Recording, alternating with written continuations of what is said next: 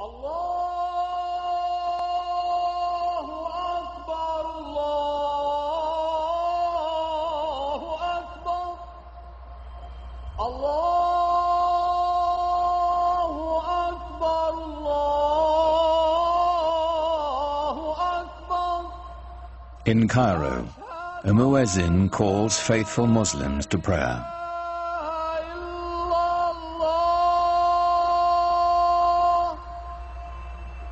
It's the same call that sounds 5 times a day, every day, in cities across the world.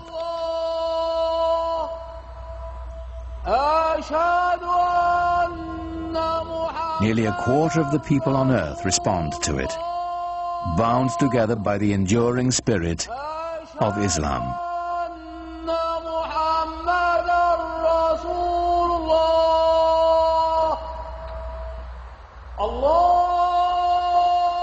God is most great, the muezzin calls.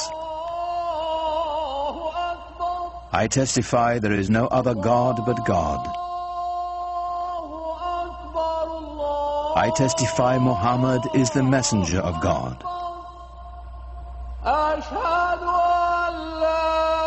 Come and pray. Come and flourish. God is most great. There is no God but God.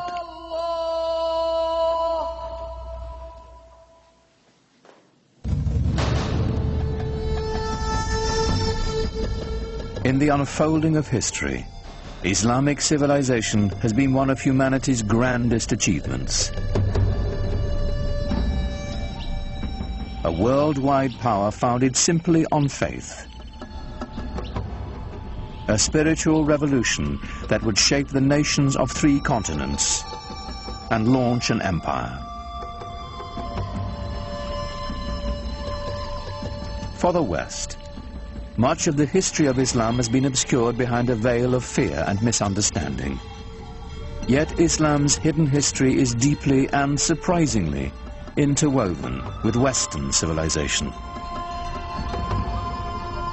It was Muslim scholars who reclaimed the ancient wisdom of the Greeks, while Europe languished in the Dark Ages. It was they who sowed the seeds of the Renaissance, 600 years before the birth of Leonardo da Vinci.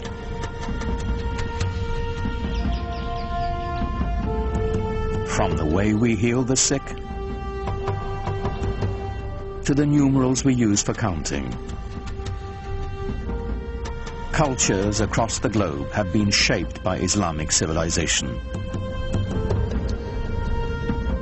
But all this began with the life of a single, ordinary man, and the profound message he proclaimed would change the world forever. His name was Muhammad.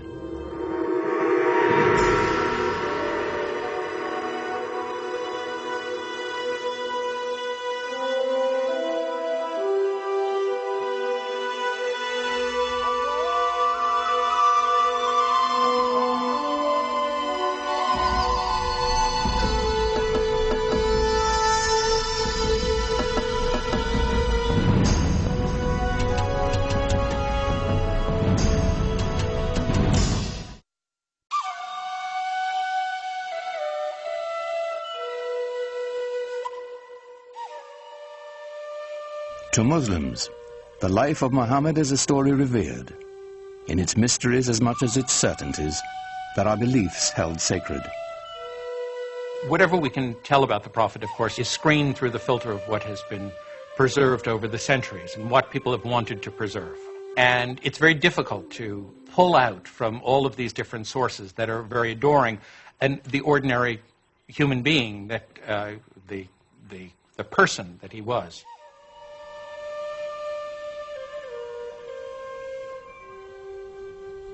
We do know that Muhammad was born in or around 570 AD in the sun-blasted Arabian Peninsula,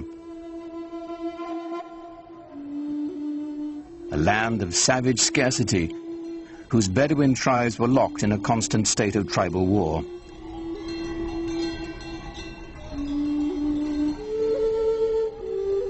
While still an infant, Muhammad's parents gave him his first taste of life in the desert. Muhammad was from a town, Mecca, but he was sent off to live with the Bedouin because the people, even in the town of Mecca, felt that the Bedouin were the holders of the deeper cultural Arab values. And the Bedouin view the townspeople as having lost their really authentic roots in Arab culture and the poetry and animal husbandry and all the things that they do so well. By the time Muhammad was 6, both of his parents had died, and he was taken under the protection of his uncle, chief of his clan. Being an outsider gave him a singular perspective. He'd been orphaned early and developed very early on a passionate sense of concern for those who are left out of society. To be orphaned in a tribal society where clan and family relationships are your keys to everything, success, status, honor, dignity, is to face what it really feels like to be marginalized. And that obviously had a very deep impression on him as a young man. In some ways, it was detrimental, of course, to grow up without parents, but in other ways, he was so adaptable. He had many parents, he had many fathers, he had many mothers, so it made him a child of everybody. Muhammad's clan, like Arabs all across the Arabian Peninsula, would share the stories that had been told and retold for generations. Pre-Islamic Arabian civilization was largely an oral culture, and was tremendous respect for and admiration for people who could express themselves orally, and especially those who could recite poetry almost at the drop of a hat. Some of the most important people in a tribe were the poets. As they sang of the glory of the tribe, they told the story of the tribe. To the Bedouin, the word had a mystical importance. Poets linked the tribe to its ancestors and celebrated values older than memory. Poetry was the sinew that bound the Bedouin together, celebrating their victories, lamenting their defeats. The poems themselves, like the poems of Homer, both celebrate this great heroic ethos and yet intimate in the deepest way the tragedy that this ethos of constant tribal warfare brings to people. Warfare and conflict were the grim realities of a dangerous time. Muhammad's uncle taught him the skills he'd need to survive in a world where even a prophet would wield a bow and arrow.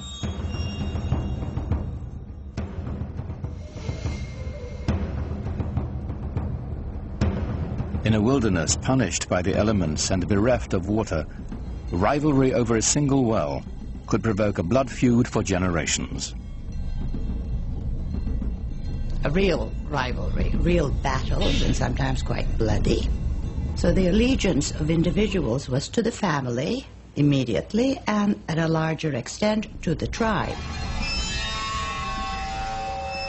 Without the tribe's protection, no one could endure. Scattered across the peninsula were countless factions, all embroiled in bitter struggles, each defending its precious grazing lands, trade routes, and most importantly, its wells.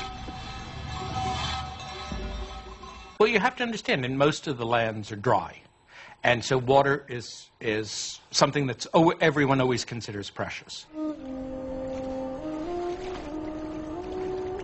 For those of us in climates that are more heavily watered, it's difficult to understand the depth and the centrality of the symbol of water in societies that are desert and in which it only rains once or twice a year, and in which a little water makes the difference between life and death.